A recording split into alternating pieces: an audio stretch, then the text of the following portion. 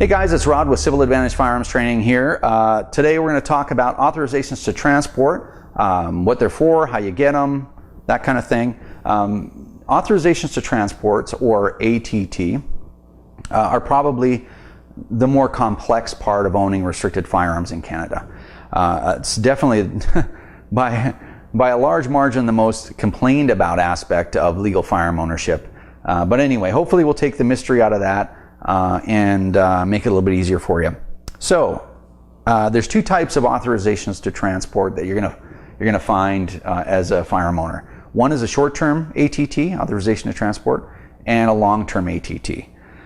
So the long-term ATT is more of kind of a permanent thing. I'll address that in a second. And short-term is typically from A to B, or for a week of competing, and you're going to be cruising around with your firearm in a couple of different locations, that kind of thing. So the long term is something that you apply for as soon as you get your PAL. What I'm advocating for you is, as soon as that PAL, you open up that envelope, oh look, it's my PAL, bam, you are calling the Canadian Firearm Center for a long-term ATT. So here's how it works. You get your PAL, you get a gun club membership, and you don't necessarily, for most gun club memberships, have to wait till you have a PAL, because they have archery and stuff there too. But get a gun club membership maybe in advance so you're ready.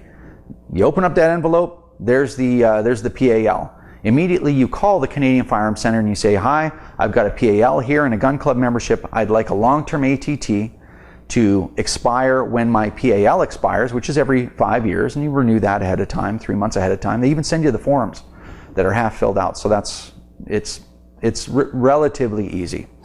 And what they'll say is, well, they might ask you a couple of questions, do a quick interview. Why do you have your firearms? Of course, there's only one legal reason to have a restricted firearm in Canada, and that is target shooting.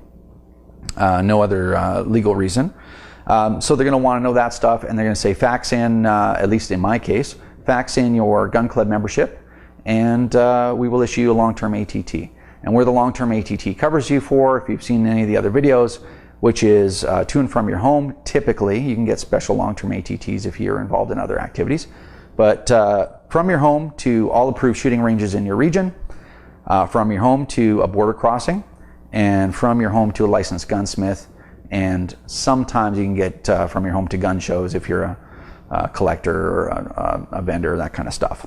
So typically that's what your long-term ATT covers you.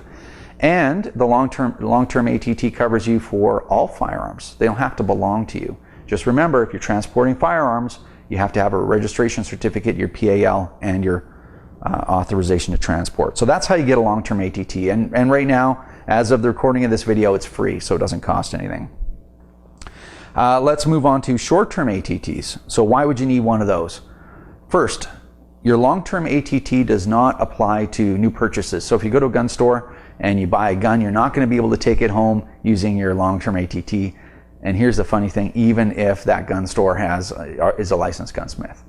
So just my opinion, I think what that is a workaround to the fact that there's no actual waiting period in Canada for buying a new firearm if you already have a license. So they're trying to create a waiting period for you to take that new firearm home. So nonetheless, how you deal with that is you call right there in the store. You say, hey, I'm acquiring this firearm. I believe I haven't acquired one in a store in a while. I've been mail ordering everything for the last probably 6 years. So I'm a little fuzzy on how that works again. But in my case, when the first gun that I bought in the store, they registered it online, or registered online and on the phone with the Firearm Center, and then they hand you the phone and the Firearm Center want to talk to you.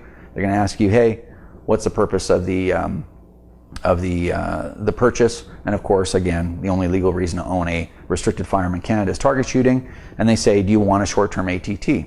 And of course you say, yeah, I want a short-term ATT. So from my discussions with the Firearm Center, they're telling me that it takes about a day to get a short-term ATT. So you're probably not going to get to take your gun home right then and there, but the next day you're allowed to transport it home. But you need a short term for that exclusively. Once you get that gun home, your long-term ATT now is in effect. So back and forth to shooting ranges, borders, gunsmiths, no problem. You also need a short-term ATT to go anywhere else other than the places that I just spoke about. So if you move, you need a short-term ATT to take your restricted firearms to your new address. Guys, don't get stuck on this one. This one's really important, because when you change your address, if you've already moved and you didn't request a short-term ATT, they know that you transported without one. So make sure that you don't forget. So I have noticed that I'm going to move. I'm going to call the Firearm Center at once. I'm going to say, listen, here's my new address. Change my address on my PAL if you don't mind, and I'm going to need a short-term ATT to transport my restricted firearms to my new address. And they'll take care of that stuff right away for you. One of the questions that I got one time was, I had a friend of mine, he says, well, I just sold my place, super fast possession. It's like 10 days, and I'm going crazy trying to pack up my whole house and whatever. Can I get an ATT in that time span? And with the discussion I just had with the Firearm Center, they said, listen, just call us. We're here to help you. Call us and say, hey man, I got to move out of my place the day after tomorrow. I need a short-term ATT to relocate my firearms. Can you help me? And they'll make it happen for you, okay? So don't think, well, I'm never going to get one and it's going to take forever, so I'm just going to sneak it over there. They'll find out and then you'll be in trouble. And the last thing, you guys, I'll probably do a separate video on it, but you guys that know me, that have taken the course with me or whatnot, know that I'm a big fan of mail ordering firearms. It's just a lot easier. You don't need any ATTs. You don't need any of that stuff. You register with an online retailer. They get a copy of your PAL. They get a copy of your gun club membership, and they can now mail you firearms, which is great and totally legitimate and totally great way to do it. And nowadays, with fuel being what it is, $10 flat rate shipping, I'm in. Just ship it to me, no problem. Now, there's a bump in the road that happens with mail order is when you're not home, and say someone like Canada Post, they card you. They're like, well, we tried to deliver your package. Here, pick it up at the Shoppers Drug Mart or whatever, right, or the post office. Now that firearm is now gone and it's sitting in the post office. So you have to drive to an address not listed on your ATT to pick up your gun and drive it home. So it was my understanding previously that you didn't need an ATT as long as you didn't open the package. You went, it's like any other package, you grab it and you drive home and whatever. I've since learned that that's incorrect. So for all you guys like me that are mail ordering, be really careful that you get a short-term ATT. And I'm told that a day maximum to get a short-term right now. Short-terms are handled differently than long-term. Short-terms take no time at all. So I'm told that you can get one really, really fast, sometimes less than a day. I probably won't mention how fast they said they could do it because people will be expecting it to get it that fast, but in most cases less than a day. So give them a call, say, hey, I got a package sitting there. I need a short-term ATT. Here's the address of the post office.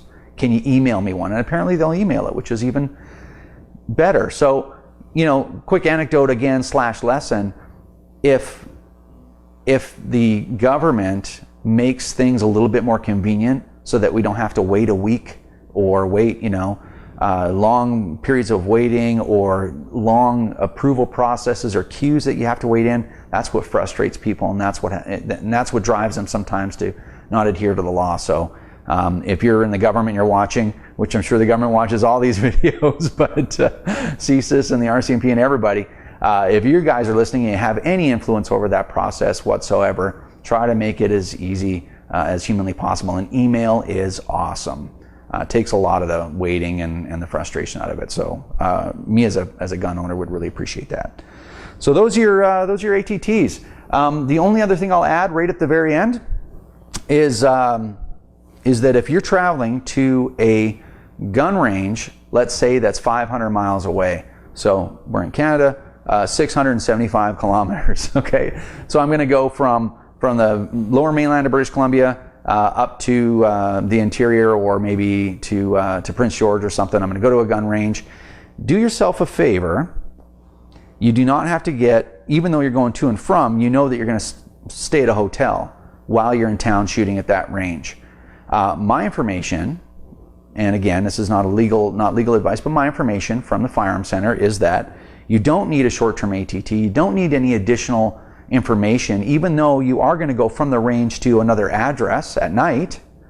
But what I've been told is just do yourself a favor and print off an email or a registration to an event up there, or the email from your buddy that says, hey, I'm a member here, why don't you come up on the 31st and we'll go shoot at the range and it's going to be great. print that off and have it with you just in case you get pulled over and they say, well, what are you doing up here with your gun? And now I'm suspicious of you because I'm a law enforcement officer and I'm going to give you a hard time because you're going to and from another address that's not listed on your ATT. If you say, hey, I'm up here shooting for 3 days with my buddy, here's the email of him inviting me up. He's a member of the Prince George Rod and Gun Club. I don't even know if that's a real club, but that's what I'm doing up here. It would really help you. So again, the system is far from perfect. I'll admit that in a heartbeat. But let's just do a little extra work here and there just to make it work a little bit better. It's the system that we have, for better or worse. So that might help you out. So that's what I'm recommending. Anyway, hopefully it was helpful. If you have some questions about ATTs, you can ask them. If it's too complex and too long, do yourself a favor. Do yourself a favor and call the Canadian Firearm Center with those types of inquiries, right? Because they're legally allowed to give you a lot of additional information, maybe that I'm going to get into trouble for giving you. So again, call them. They know everything. They're the official source. But if it's something simple like, oh, I didn't understand how to get an ATT, I can explain it to you in the comments. Anyway, hopefully that was helpful. You can follow us on Twitter at CivilAdvantage1, or you can find us on the web at www.civiladvantage.com. Thanks, and we'll see you next time.